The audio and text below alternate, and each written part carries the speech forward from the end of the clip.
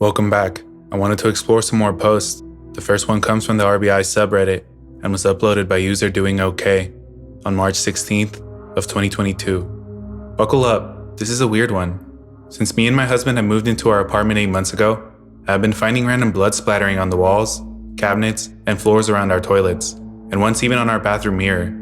There's usually tiny droplets, but sometimes they get smeared on the walls or floor. I assume they were fresh or wet. I know that the first suspect would be menstruation blood. However, I have not had a period in 2 years thanks to my birth control. I first noticed it about 3 or 4 months ago.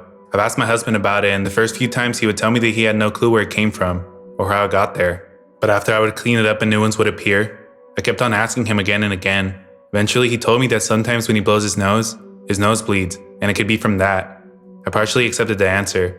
However, I can't recall a single time where I've blown my nose and missed the tissue so much that my snot sprayed all around me.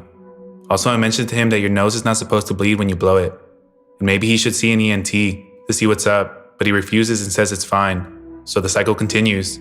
I clean up blood droplets, and they reappear around our toilets in a matter of days. When I mention them, he gets frustrated and short with me, and doesn't want to talk about it. He's doubled down on the it's from blowing my nose thing, but I still can't imagine how. 1, he blows his nose so terribly that he sprays snotty blood in every direction, and 2, his nose bleeds every day, and he's not concerned about it. I recently asked him if his nose has always done that. I previously dated someone with a thin nose lining, and they once got a massive nosebleed from me doing the got your nose thing, so I know it's possible. But he said no, he doesn't think it's been like that always, and he pressured me to stop the conversation. Also, I would never find blood in our previous house bathrooms, and we lived there for 4 years. I'll add that we have a regular sex life, and I've seen basically every inch of him, and there's no sign of any cuts or trauma anywhere. I'm sick of cleaning up blood, and I'm also repulsed by the idea that he doesn't know how to blow his nose without spraying bloody mucus everywhere. I'm also very concerned for him if he really has new nosebleeds every day, as a friend from high school had this happen, and he ignored it, and it ended up being cancer in his sinus cavities. So here I am, asking Reddit, what the heck is going on? Is he lying to me? Is it really his nose? If so, why is he suddenly bleeding every day? Why is he so defensive about it? What's going on? The first reply I found was from the user Zen Ren. This one's a little out there, but when we bought our house in Arizona, I started noticing little spots of what looked like blood on the walls and ceiling. I eventually figured out that we had a particular kind of moth that would get into the house and leave big red spots of poop everywhere. It looks just like blood, and I've seen some as big as a 1/4 inch diameter. It was especially common in the bathrooms because of the nightlight we leave on in there. User Ebola Shuffle would also back Zen up with their own experience. I'm going to second this. I had a fruit fly explosion in my house, and they definitely leave little spots on the walls, and it is slightly reddish brown in color. Bedbugs basically poop blood too. Looking for red dots is one of the ways to tell if you have them. Not suggesting the OP has bedbugs, just more examples that insect poop can look like blood. Right off the bat, this sounds like it could be the possible answer. However, other users would have different theories. Check for track marks. It could be doping. Blood in weird places is common with this. They can be easy to miss. If not, nosebleeds can be made worse by snorting stuff too. First thing I thought of were coke nosebleeds. Same.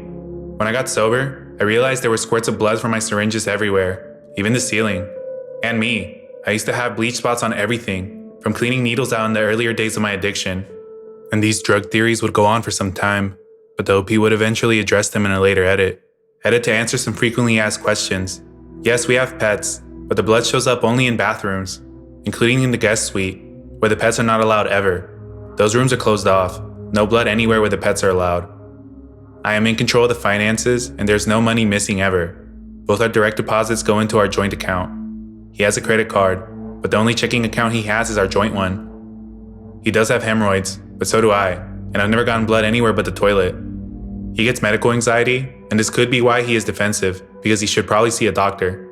He told me that when he goes to the bathroom at night, he doesn't turn any lights on, so he doesn't wake me, and when he blows his nose, he doesn't see the blood since it's dark. He does have pretty bad allergies. He's had no behavioral changes since this started. Also adding a comment I made. For those suggesting drugs, I am not dismissing you. I'm getting shamed for ignoring the comments suggesting it's drugs, but I'm still absorbing the possibility that it might be, and I need time. I also can't just willy-nilly accuse my husband of doing drugs without hard evidence, because if I did and he isn't doing drugs, then that'll put a huge strain on our relationship. If my husband accused me of shooting up in my spare time without evidence, I would be pissed. Again, I'm not ignoring you or dismissing your theories. I'm just taking my time because this is a shocking thing, and I need to process the possibility. So if he were hiding drugs in our tiny apartment, where should I look? I've checked inside the toilets. I pulled apart every drawer, Our ceilings are too high for either of us to reach. If you have experience with addiction or living with someone with addiction, please guide me to finding more evidence. And for over 2 months, the theories under this post will continue to grow. But on May 27th, the OP would finally provide us with a conclusion to the blood splatter mystery. An update some, probably very few, have been waiting for. We solved the case of the bloody bathroom. I know that there will inevitably be some users who truly believe my husband is discreetly hiding a drug problem, despite this update, and harass me about it. So I will no longer be using this account after it's posted. To preface, I received about 10 DMs that offered to send pictures of what their or loved ones' blood evidence of shooting up or snorting looked like, and I was thankful that literally none of it looked like what I was finding. Those photos, the lack of gap in our finances, no history of unexplainable personality changes, as well as the fact that I cleaned and searched every inch of our 800 square foot apartment and found nothing suspicious, solidified my conclusion that it wasn't drugs. I am pleased to announce that my husband is just gross. Before I continue, I'd like to thank those who sent me photos and personal anecdotes of their or their loved ones' drug use, and I wish you all peace and good health in your lives. So obviously it's been a few months since my post. In that time I was harassing my DMs with people calling me ignorant, some suggesting that I divorce my husband based on the wild possibility that he might be using hard drugs. Firstly, if my husband had a drug problem, I wouldn't leave him. I'd want to help him. I love him. And addiction is a disease and he would need support. But alas, I found myself searching dark corners of cabinets and furniture crevices for secret drug hiding spots and found nothing. I sat him down for yet another conversation about the blood, and he reassured me he was having nighttime nosebleeds, and promised that he would turn on the lights from then on to make sure he cleaned it up because I did not deserve the burden of doing it for him. He lived up to his promise, and after the conversation I noticed he was turning the light on when he went to blow his nose at night, and the blood drops stopped appearing. Fast forward to 2 weeks ago, I was on Instagram and came across a reel that was titled, "Signs You're Using Your Nasal Spray Wrong." The very first sign was new and unrelenting nosebleeds. The metaphorical light bulb over my head illuminated, as I remembered that since we moved to a new part of the state, my husband's allergies had been worse, and he started taking Flonase to control it. The time of the blood appearing was about a week and a half after he started taking the nasal spray. I know this because he uses my prescription. Ever since Flonase came out with a pill version that I like better. As soon as he came home, I showed him the video I saw, which also demonstrated how to properly use nasal sprays. You have to tilt it, not shoot it straight up. He took a week off the Flonase to reset his sinuses, and last week he started using it again, the correct way. And holy cow, he stopped snoring, his voice sounds different, his nose stopped whistling, and thank the Lord he stopped having midnight nosebleeds. No more blood, but also no more paranoia on my part, and he can probably breathe out of his nose for the first time we moved here. You may be wondering why he didn't see a doctor when the nosebleed started. It's because we were poor, and he has medical anxiety. But yeah, case solved. And as stated in the top comment of this update, aha, so it was a drug problem. The problem being that he wasn't using it correctly. It seems as though the drug theories under the original post were correct. Well, sorta. Our next post comes from the user Ace of Hades and was uploaded onto the RBI sub on December 14th of 2020. Unknown Venus device somewhere in my apartment. We're being stalked or recorded. Need advice on what it could be. Strange occurrences I need to find some sort of reasoning or explanation for. I don't know if all of these instances are related or connected somehow, but these are just some things that stood out to me. Are we potentially being stalked or recorded by someone in our apartment? I'm the kind of person that loves creepy stories of stalkers, ghosts, murderer encounters, and so on. And because of this interest, it makes me have a pretty bleak view of humanity, and always makes me think that people are generally horrible and always up to something, which makes me always be prepared to defend myself or loved ones. Maybe because I read all these stories that I'm looking for it. So maybe I'm just quick to think that something sinister is going on, when it may just be something harmless. I'll let you decide. Anyways, I'm a college student and I basically live in 2 apartments. I stay in my brother's apartment a lot, but I mostly stay at my own apartment that I share. I live with my brother's friend who is a pretty attractive girl, who is basically a pixie fairy, which as a guy, I know older men love to drool over. So I always worry that since she's not as vigilant as me, and really weak, that she would be an easy target for a stalker or creep, which there have been some weird suitors in the past couple of years, but nothing like stalking. So today we got a Christmas tree for the apartment, and we were just chilling in the living room when we hear a sound from a device in the kitchen, which is like 2 feet away in the next room, make a swooshing sound, and then an Alexa-type male voice recording saying the word, Venus. It sounded as if the device was turning on or off, or something like that. We both look at each other and say what the fuck made that sound. She kinda chuckled and said, did it just say penis? But I heard Venus. I go over there and see if some of our phones were over there, but there wasn't any mobile devices or speakers in the kitchen. I go back in the living room, and we check our phones to see if one of us got a message on one of our phones, but neither of us did. She asked me if I was fucking with her, but I was going to ask her the same thing, This kind of freaked her out, and with my paranoia, I immediately think if it could be some sort of recording device or something to spy on her, because I'm not there a lot. And I was actually about to leave too. The only devices in the kitchen are the Crisori air fryer, the microwave, oven, and a Veckin water fountain for the cats. I searched on the internet about anything that could have made that sound and said Venus, or even penis, but nothing useful showed up. It's exam week and I usually go study at my brother's apartment, so I had to leave, and I didn't want to freak her out with my conspiracy theories, but I did. As I was driving to my brother's, I was thinking about it and remembered that about 2 weeks ago, we were talking in her room for a second when we both hear vibrating from a phone. I said someone's calling you, but she had nothing on her phone. I even looked in mine and there wasn't anything on there too, but the buzzing was still going on. They are upstairs neighbors, but they're only short-term Airbnb guests. The phone sounded like it was in our apartment, but I couldn't pinpoint where. It wasn't just from upstairs, because we usually hear faint footsteps, loud bangs, or yelling and such, because they are old New Orleans wood floors, but would not be able to hear a phone buzzing that clearly, even if it was laying bare on the wood floor above us. In my research, the only thing I could come up with that could have possibly made the Venus noise was maybe an LG Venus phone turning on. It's a burner phone that actually has a decent camera, but still shitty. When you turn it on, it makes a swooshing sound that may be similar to the swooshing sound recording we heard, but I don't remember it specifically. The only thing is I haven't found a video of the phone turning on and making the swooshing noise and then saying Venus. Maybe it says it in the new update for the phone, but I don't know. The only thing I could come up with, which could be potentially terrifying, is that there is a cell phone turning on in our apartment that we've been living in for 5 months. Neither of us own an extra phone, especially a burner. I need to know what it could be. One last weird occurrence in this apartment was when I was about to leave, I heard a weird noise come from the upstairs apartment, as if somebody dropped the bowling ball on a slanted wood floor, causing it to bounce and then roll. I just brushed it off as it was probably just some Airbnb guests making their usual stomps and bangs from upstairs, but I didn't know that there were any guests staying that day, because it was 7 p.m. and I hadn't heard any noises besides that all day, not even footsteps. As I was driving off, for some reason on that night I was curious if there were even any guests staying at the moment. I decided to just drive around the perimeter of the apartment and noticed that all the second floor's lights were completely off, as if nobody was home at all, which was kinda weird, because what made that noise a couple minutes ago? Understandably, the OP seems freaked out by these experiences, and one user would provide a solid theory as to what could be going on. Okay, so I completely understand if this isn't very convincing to you, but please take this into consideration. From a fellow paranoia-prone, true crime conspiracy type junkie. But upon reading your post, I feel quite certain I know the answer, as I experience this exact same phenomenon currently. I live in a 1950s house, and for some odd reason, only in one particular spot in my basement, I could hear someone's phone vibrating upstairs in the room directly above, so loud and clear that it actually freaked me out and froze me dead in my tracks the first couple of times. I noticed this in the recent months, and the most bizarre part is, no other sound, whether it be speaking voices, the TV, or etc., travels even remotely as much as phone vibrating specifically does. For reference, the floors are carpet over hardwood, and there are solid knotty pine wall panels in the basement.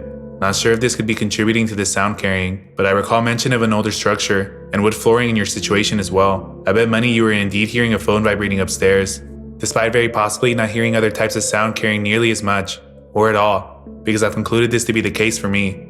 However, if you're hearing this vibrating and Venus sound continue when the unit in question is seemingly unoccupied, to the best of your knowledge, then I'm not so sure my theory holds up for your situation. As in my situation, the phones have to be nearly directly above me for this to occur. The other unexplainable loud thump could be easily explained away by numerous random things, but I totally understand how that can seem notable and worth making a mental note of, given the other recent happenings you've experienced. That, I personally wouldn't worry about, unless it becomes a continued unexplainable concern or disturbance. I hope my thoughts gave you something to consider. I hope you find some answers and peace of mind to whatever it is that's going on, and my apologies in advance if I just wrote this wild text, only for others to have beat me to posting the same thing. Didn't have time to scan all the comments before typing away.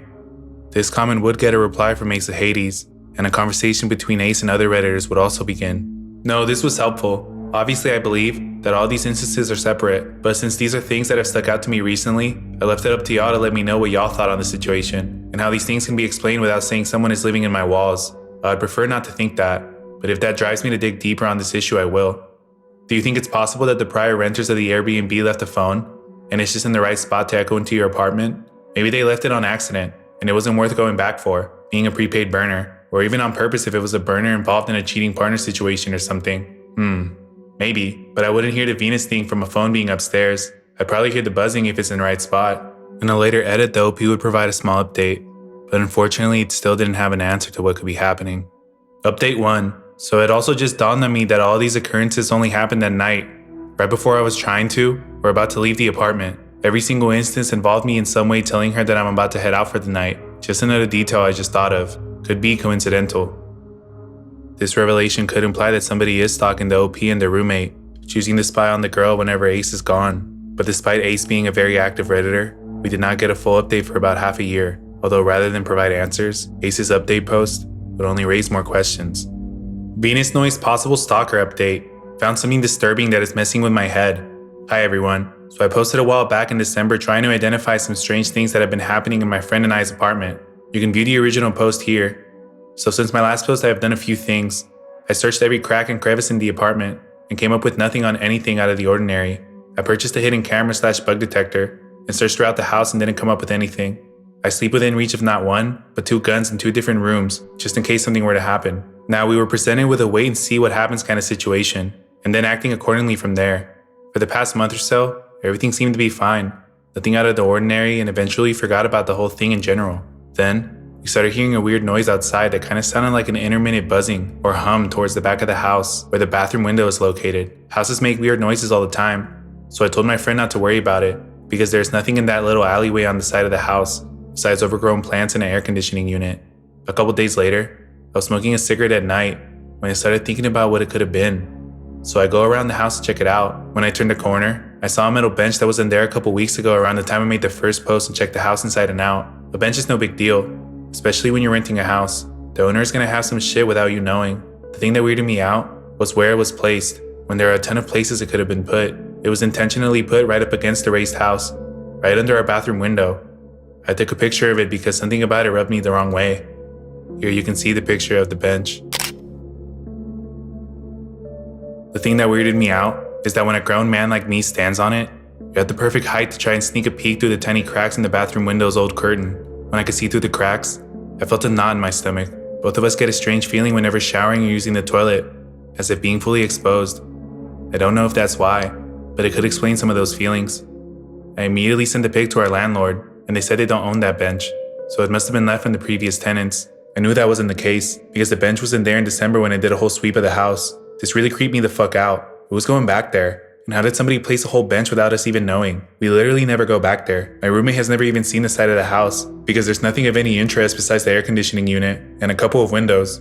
The night I took the pic of the bench, I then moved the bench away from the window and flipped it upside down, just to see what would happen, and checked back a week later and the bench is in the original place I found it, under the bathroom window again, right side up.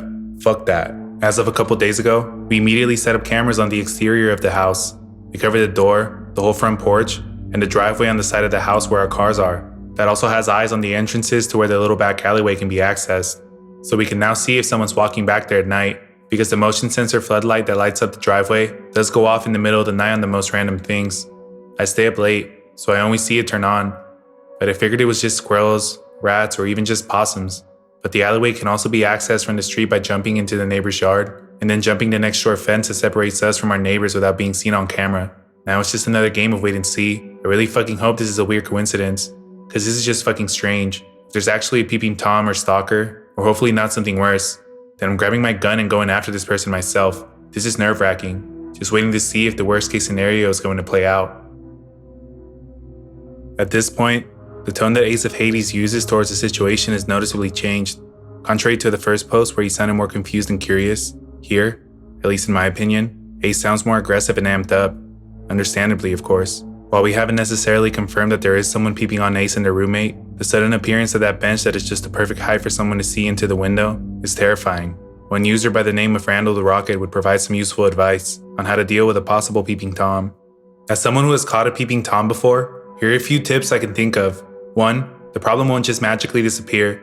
People that are prone to this type of behavior have low self-control and are possibly a loner. This allows them to almost get caught, i.e. flipping the bench is a red flag for them. However, their low self-control and loneliness will cause them to do it again, even after almost getting caught and looking over evidence that someone is trying to figure them out. These feelings are conflicting for the perpetrator, as they know the right thing to do is walk away. However, being attracted to the victim, they simply cannot. See How to Catch Predator videos.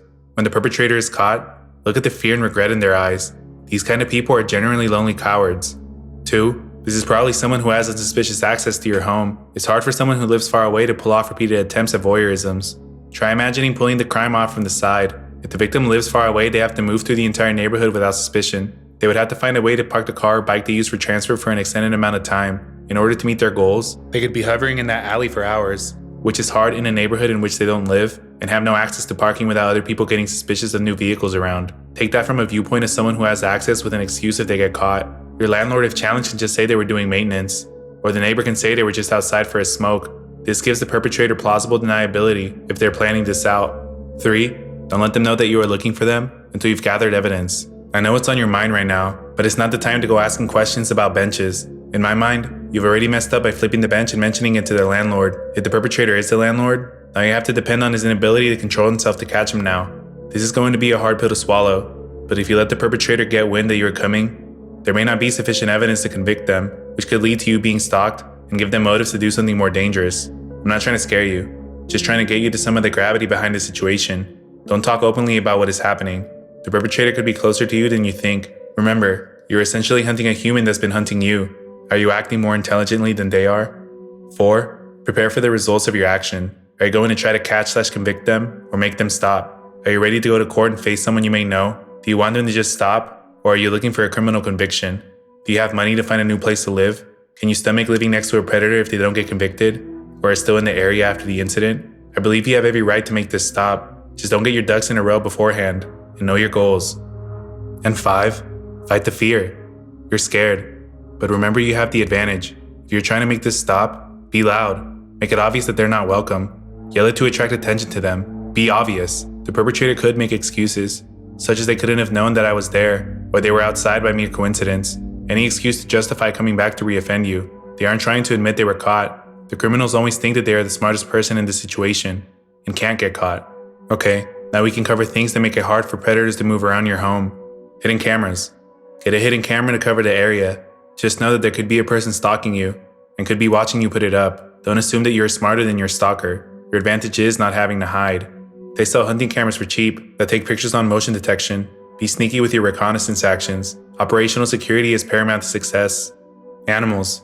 Dogs and cats have better senses than you do.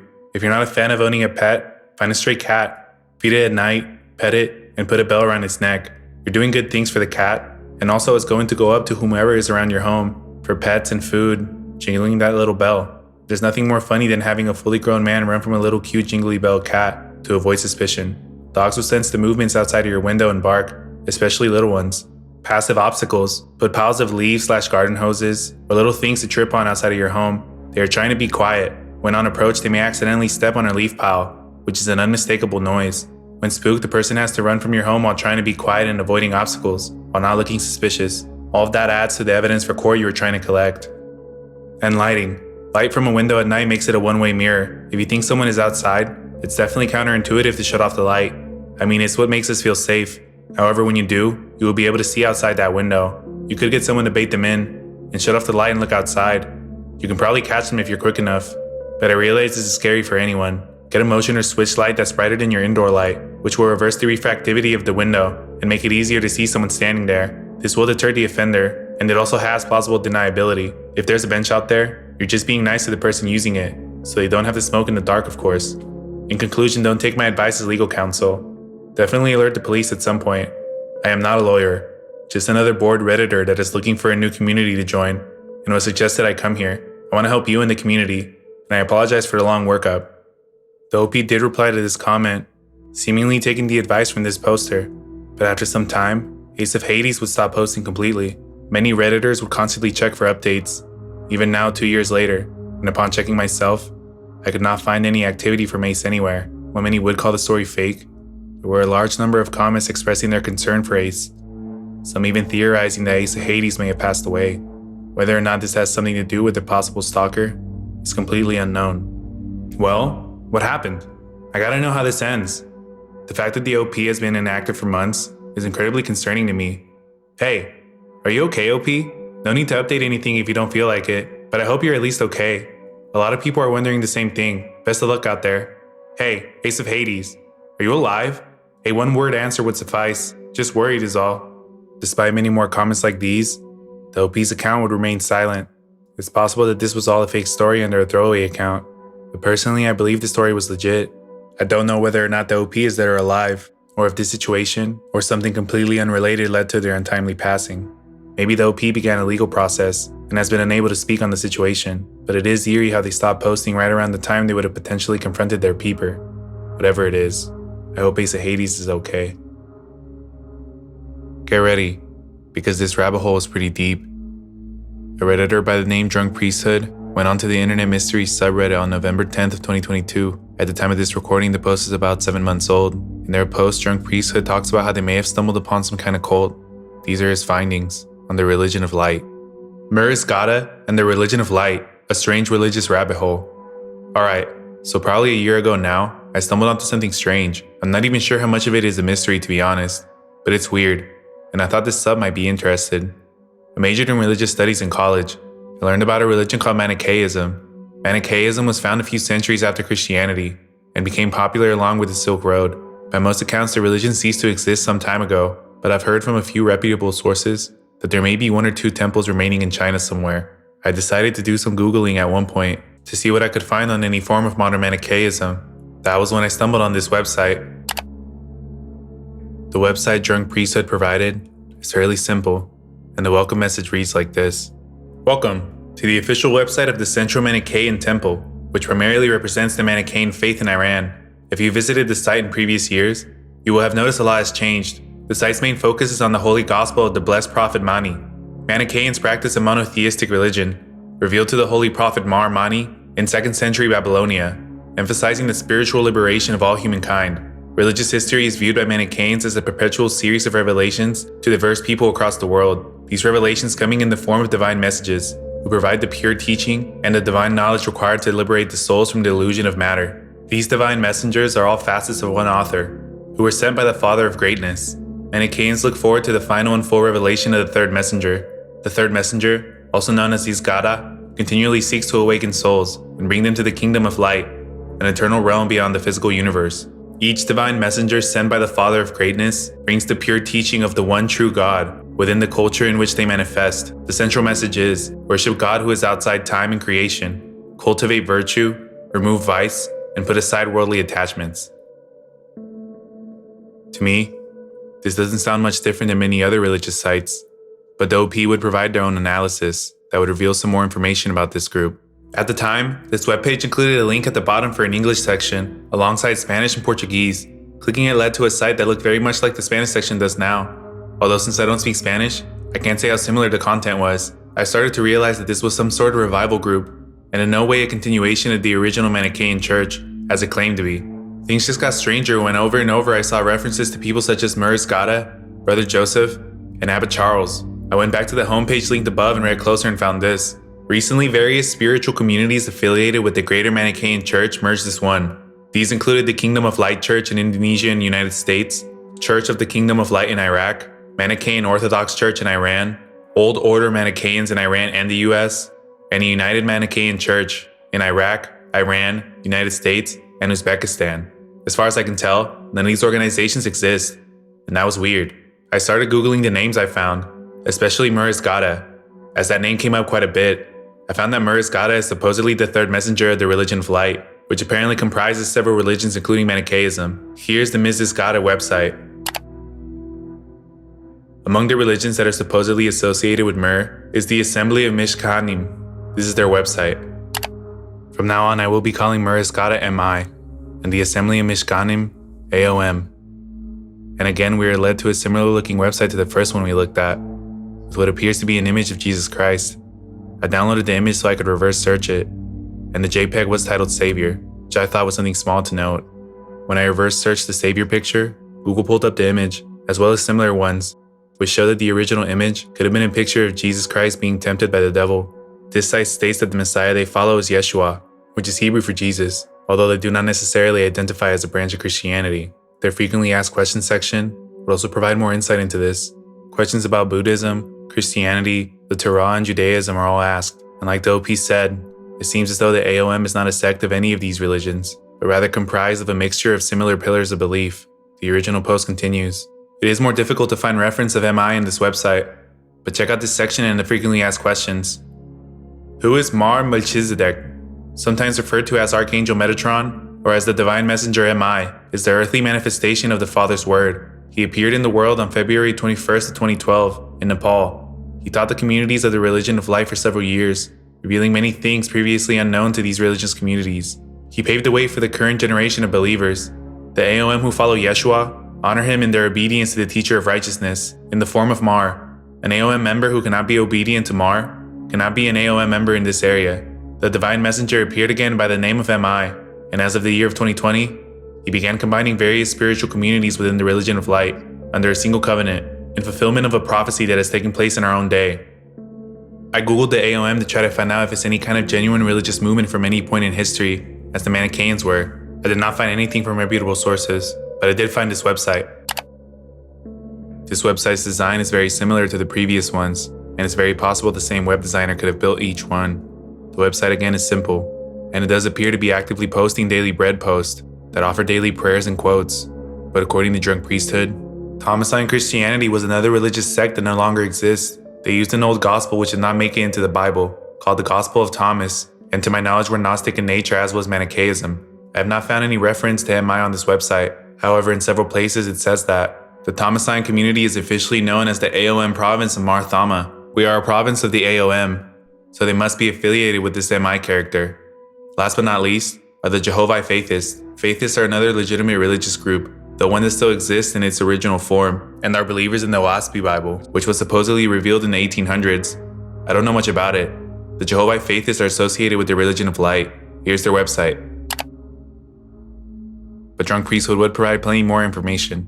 In the past, I found more things linking them to the religion of light and MI, but these sites are constantly changing. However, notice that each blog post is tagged with religion of light, among other things, and that they clearly state to be unaffiliated with any other faithist organizations. Note, while looking all over this one more time, I decided to look at Jehovah.org again, and was led to faithist.org, which is another website ran by the Jehovah Faithist. I found this, faithist.org/en/how are we organized. I decided to look up a few of the names mentioned, but only had to search one of them, that being MI, and was led to this page on the Thomasine website, thomasine.org/en/celestial message from MI. This solidifies the connection between the Faithist and the other religion of light organizations. What's strange though is this quote. In the United Covenant of Light, the core sacred text, or holy book, is the WASPE. In that single covenant, all other texts are to be considered as sacred devotional readings that helps a person continue walking on the holy path, but must be read in the light of the WASPE. Remember the above quote that in 2020, MI began combining various spiritual communities within the religion of light under a single covenant? I guess he's using the WASPE Bible as a single covenant's holy book, which is weird. Why use an old text from the 1800s and not his own writings? Now I'm left with two questions. Who the fuck is MI? And what is the purpose of all this? The most obvious answer to the second question would be to start a cult, and I don't know any cult that was started for any reason other than money, power, or delusions of grandeur. I'm just not so sure on this one though. MI has a couple books that I found for sale, but this is all far too convoluted to be some get-rich-quick book-selling scheme. I suppose it could be asking for money from any followers, but several websites speak to how difficult it is to join their religion. Money is usually the motive in these sort of things. I'm just confused on to why it's so convoluted. The only thing I found online related to all this that was not created by the so-called religion of light themselves was this blog post. He says a lot of the same things I've said, with two major additions. The first is a few pictures of MI. One of them is clearly CG, the other appears to be the basis for the CG image. The original, to me, appears pretty old. The second thing is a number of places where the religion of light leaders spoke bad about Islam. Taking a look into the blog, it's clear that Drunk Priesthood isn't the only person investigating this group, and the blog's author provides the information they've been able to gather, as well as their conclusion that this religious movement is fake. But despite this, we're unable to clearly prove or disprove the Manichaeans. I will link it in the description in case you want to read the whole blog yourself. The original post continues. This last point is interesting, as religion of light claims to be located in many Islamic countries, such as Iran and Syria, despite all their content being in English, Spanish, and Portuguese. I also find it interesting, considering their strong association with pre-Islamic Arabic religions, especially Judaism and Christianity, but also, Mani considered himself to be the next prophet after Jesus. There are two things left that I'd like to point out, which for me just serve to confuse me further. One is that I found a 3-year-old Reddit post in r/Manichaeism, theorizing on where all the resources went. Here it is. The Reddit post Drunk Priesthood linked was posted by the user Young Ruski. Now I won't go over the whole post, but I will go over some of the sections. I will also link it below if you want to check it out for yourself. Exodus from the religion of light. After digging around archival sites for any sites related to Manichaeism, I think I managed to piece enough information together to understand why it was that around 2017, all our resources mysteriously began to disappear. There really used to be a wealth of sites and personal blogs that Manichaeans utilized to spread their message, and I remember all this stuff years ago, even though I was never totally immersed in that community. This is just a theory that I arrived at after a few weeks of very casual research, but it seems to me like a sizable portion of the Manichaean internet community knew one another, and at one point a large part of the said community decided to leave Manichaeism in favor of another esoteric teaching. The websites that are central to our analysis are Manichaeism.org, Mithranet.com, and religionoflight.org. These three sites seem to act as hubs for most Manichaeans on the net, although most of the websites I will mention had ties to one another, and so they all acted as a big web of Manichaean thinkers. Presumably this was all run by people that were acquainted with one another. What happened? Now what happened is not only did most of the Manichaean-run websites cease to exist, but the three main websites listed above are now run by people that profess a different religion. To add to this, many of the YouTube videos that were once available on the internet are gone. Why did it happen? I have a few theories as to why this all could have taken place. Two of them deal with MI. Perhaps MI saw in OASPE a natural continuation of Manichaean principles, and thus led Manichaean disciples to a better, more modern, and more complete illuminated teaching. Although it seems like this is a very inflated cult of personality that formed around MI, this is another theory as to why they may have left. This is a quote from his website. Reciting the name of the divine messenger with thanksgiving for his grace is practiced 10 times per day, although an adherent of the teaching of his divine presence may recite his name more than the traditional 10 times, if he or she wishes. Perhaps this megalomania and universalist demagoguery prompted many members of the former Manichaean community to seek other spiritual paths. His insistence that people recite his name and read his teachings, which are basically love thy neighbor, is another reason for why Manichaeans might have decided to move on. Even his website is called his divine presence. Perhaps the man that they believed would be a Krishna, Jesus, and King Tut combined was far from enlightened, and his lack of competence or knowledge drove them away to OASPE. The third theory is that a large part of the community simply made the decision to leave Manichaeism due to whatever faults they found, and to instead adopt OASPE as their religion. I have no idea whether anyone from the original community is on this subreddit, and whether they know as to what actually happened, and why all these websites were nuked. All these theories are taken from my own research. If anyone has insight, please comment or message me. More information may be added as time goes on, in the case that I find new oddities. Thank you. This theory seemed well thought out, and continuing in his post, Drunk Priesthood would say, this seems to suggest that all of the religion of light nonsense is either a failed/failing cult, or something else that is less than a legitimate religion. Otherwise, no one would be so in the dark. That said, it does appear as if some people are genuinely following these teachings. The second thing, however, appears to maybe lend some credibility to this being somewhat legitimate. Side note, I don't mean legitimate as in a true religion or revelation, but rather that the leaders and the followers may take it quite seriously. I found this. This is a list of letters purportedly written by the Manichaean Church's Worldwide Organizational Committee to followers of the Religion of Light. Please be aware that some of the links open a PDF, while others are download links for .odt files. The letters look strangely official. However, I cannot find any information on how, or if they may have been disseminated. The link to the letters was broken, but Dopey did provide more context in this paragraph. One letter is particularly interesting to me, as it serves as a call for missionaries. The list of requirements for missionary work and the questions that one must answer appear very standard for aspiring missionaries, at least compared with Christianity. My sister was a Christian missionary for a long time, and I considered doing the same before leaving the church. A lot of the questions in this letter are questions my sister had to answer before her trips. Here's a PDF link to the letter in question. The thing that confuses me is why this letter would be written if the religion of light was mere nonsense or a failed cult, as it appears to be by all other accounts. Here we can see the letter, and if what the OP is saying is true, why would a fake organization go through all the trouble of making these letters? In the letter, there's a list of languages, cities, and even a questionnaire that all missionaries must answer. One could argue that it's a copy and paste template other missionaries use, but even then, it seems like too much effort for something that's fake. One more thing to know in this letter is the last full paragraph. I don't even know what to make of it, but it strikes me as very odd. Here it is. We also wish to make you aware that at certain times, the current and newly established congregations and manistans in countries listed above may at times be visited physically by His Divine Presence M.I., Mani, and various sons of Meritarendra.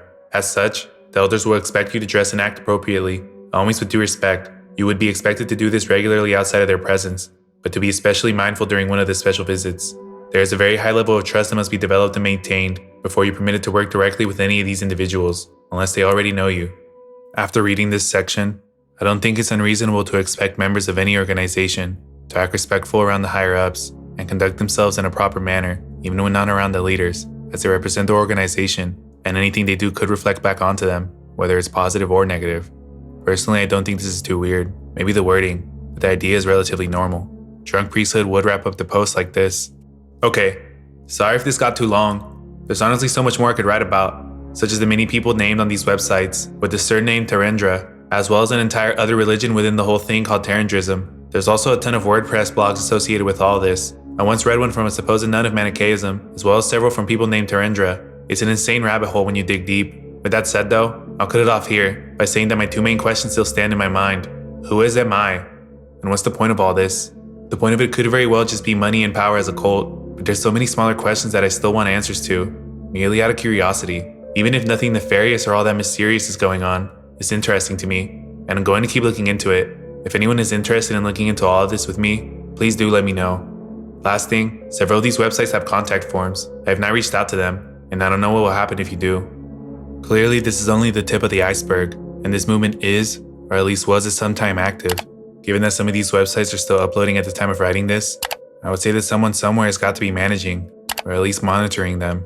The thing that I find odd is that despite the links and the OP's findings, information on this group is very hard to come across, and while it is possible to find, you have to really dig and connect some dots to make good sense of what's going on. In the comments, a Redditor would state that they encountered this group, but did not provide any more information or evidence to back up this claim. I'm from South Africa, and unfortunately came into contact with someone in this cult recently. If we do assume that this comment is true, that would mean that 7 months ago, or at least within the past year, there were active members, possibly even missionaries looking to recruit more people. I did some digging on the OP's account, and was able to find a more recent reply thread between a now deleted user and Drunk Priesthood. The deleted user would tell Drunk Priesthood about their experience with this group. The last 2 replies went like this. You're welcome. Looking over that ancient Catholic Church of Jerusalem website, I must say that some of them took an unexpected direction, from various Gnostic, esoteric approaches to a form of traditional Catholicism. That's not a development that I would have expected, though I suppose it mirrors the story of St. Augustine. I see that they have alleged apparitions from the Virgin Mary. I've had some prior experience with radical traditional Catholics. From that experience, I always see a red flag when one of these small and obscure groups claim a new apparition from the Virgin. I never imagined the situation could get even more strange and mysterious. Yeah, it would be nice to know the reason for it all. They also have a website based on the Waspe Bible, which is an 1800s spiritist work. It was pretty active until very recently, but there have been 2 posts there in the last few months. The website is faithist.org. The whole thing just gets weirder and weirder. And just like the OP said, the more information we uncover, the weirder and deeper this mystery seems to get. I truthfully cannot tell whether this is some failed cult or a legitimate religion. My issue is that there's so many moving parts and different branches that feel as if they're part of some big web with no clear center point. Most religions spread their teachings proudly and openly, yet this one seems to be shrouded in secrecy. With that said, I'm curious to see what you think, so let me know down in the comments. Drunk Priesthood has not posted any more updates, but it's safe to say that they're keeping tabs on this group and will likely provide more findings in the future. There's a link to his account and his original post in the description so that you can also explore this rabbit hole. But that's all for this video. Leave a like if you made it this far, and as always, thanks for watching.